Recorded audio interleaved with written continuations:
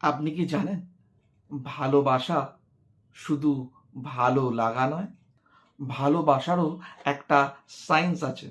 বিখ্যাত psychologist Robert স্টার্নবার্গ তার research triangular theory of লাভে বলেছেন, ভালোবাসা তৈরি হয় তিনটি স্তম্ভ দিয়ে, যেটাকে আমরা বলবো পিক, PIC, পিক।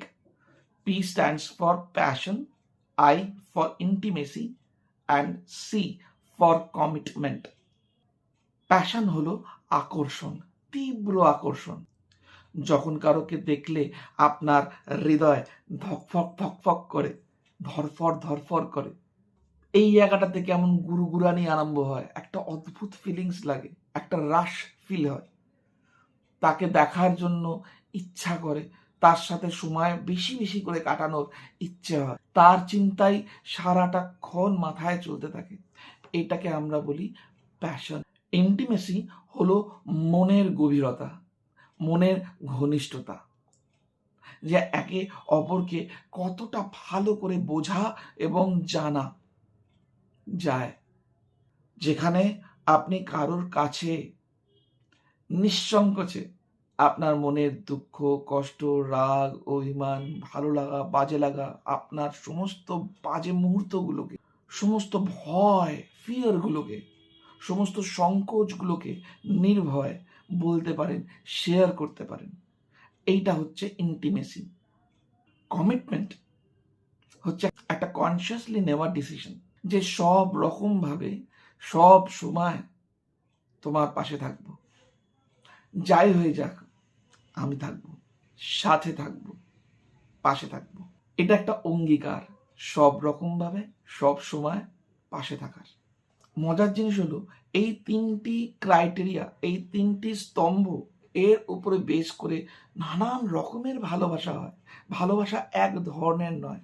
বাবার ভালোবাসা, মায়ের ভালোবাসা, গার্লফ্রেন্ডের ভালোবাসা, বোনের ভালোবাসা, বন্ধুত্বের ভালোবাসা সেম নয়।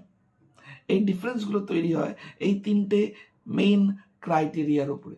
যদি শুধু প্যাশন থাকে রিলেশনশিপে, ঠিক আছে, তাহলে তৈরি হয় ইনফ্যাচুয়েশন। তীব্র আকর্ষণ আছে, ফিজিক্যাল, ইমোশনাল, তীব্র আকর্ষণ, কিন্তু অনেক সময় দেখা যায় এটা ক্ষণস্থায়ী। এটা ওই সেই বোতল খুললে যে করে ঝাঁঝ বেরোয়,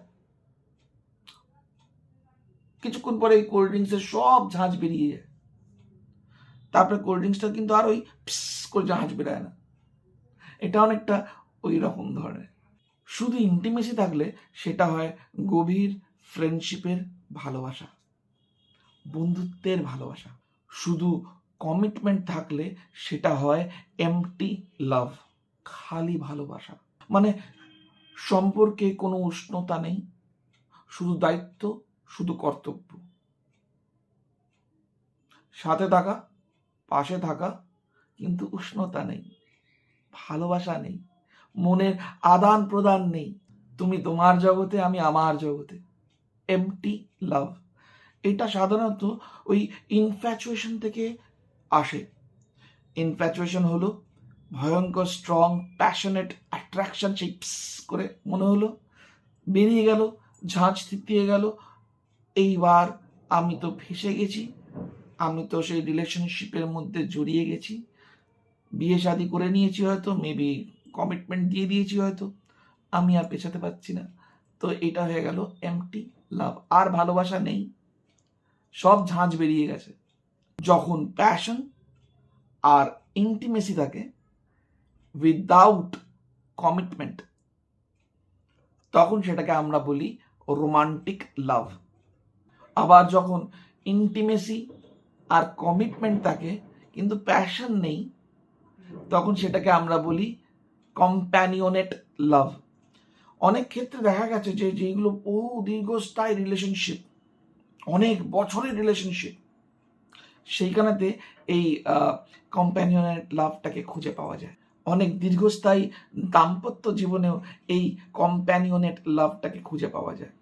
কিন্তু সবচেয়ে পূর্ণ যে ভালোবাসাটা বাই টেক্সচুয়াল ডেফিনেশন, সেটাকে বলা হয় কনজুমেট লাভ।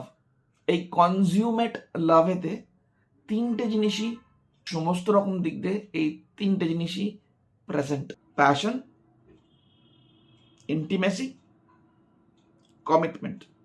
সত্যিকারের ভালোবাসা শুধু ফিলিংসের ব্যাপার নয়। সত্যিকারের ভালোবাসা শুধু ফিলিংসের ব্যাপার নয়, এটা দুতরফা। ভালোবাসার ডেফিনেশনই দুতরফা হয়। একতরফা ভালোবাসা বলে কিছু হয় না, ইনফ্যাচুয়েশন হয়। দুতরফা গভীর সংযোগ, ডিপ কানেকশন, সিনসিয়ার কেয়ারিং, ভেতর থেকে কেয়ারিং আসবে, দেখানোর জন্য নয়, মেরে বাবু নে তানা তায়া। সিনসিয়ার কেয়ারিং, আর প্রতিদিন আবারও একে অপরকে